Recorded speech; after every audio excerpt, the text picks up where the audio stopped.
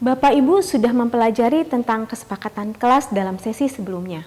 Sekarang, kita akan lebih jauh melihat panduan langkah-langkah membuat kesepakatan kelas beserta penjelasannya. Masih ingat bagaimana langkah membuat kesepakatan kelas? Ya, betul.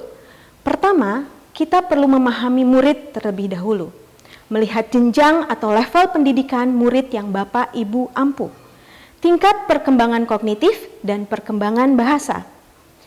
Hal ini dapat membantu dalam menyesuaikan pertanyaan panduan, model diskusi, dan refleksi serta alat bantu yang dibutuhkan dalam proses membuat kesepakatan.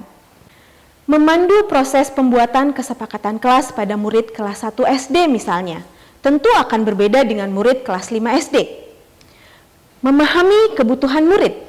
Hal ini dapat dilakukan dengan mencari informasi mengenai apa yang murid harapkan terjadi di dalam kelas dan apa yang tidak diharapkan murid di dalam kelas. Kebutuhan juga secara spesifik dapat ditemukan dengan 3 pertanyaan kunci. Kelas seperti apa yang kamu inginkan? Teman seperti apa yang kamu inginkan? Dan guru seperti apa yang kamu inginkan? Biarkan murid-murid mengungkapkan pendapatnya dengan bebas dan terbuka. Untuk murid-murid yang lebih besar, mulai kelas 3 ke atas, mereka dapat menuliskan jawaban pertanyaan pada sticky notes. Sementara untuk murid-murid yang lebih kecil, guru dapat menanyakan pertanyaan-pertanyaan ini dalam diskusi kelas. Guru juga dapat menjelaskan pertanyaan-pertanyaan dengan bantuan gambar-gambar perilaku yang diharapkan dan tidak diharapkan. Guru membuat daftar harapan-harapan murid. Sekarang Bapak dan Ibu akan mempunyai banyak sekali masukan dari murid-murid. Harapan mereka pasti berbeda-beda. Lalu apakah semua harus diakomodasi? Jawabannya tidak. Proses selanjutnya adalah menyaring kebutuhan agar dapat mengakomodasi kepentingan bersama. Diskusikan bersama murid kepentingan mana saja yang merupakan kepentingan bersama. Sisihkan poin-poin yang bukan kepentingan bersama. Pemahaman akan kebutuhan bersama yang mampu mengakomodasi kebutuhan individu sangat penting.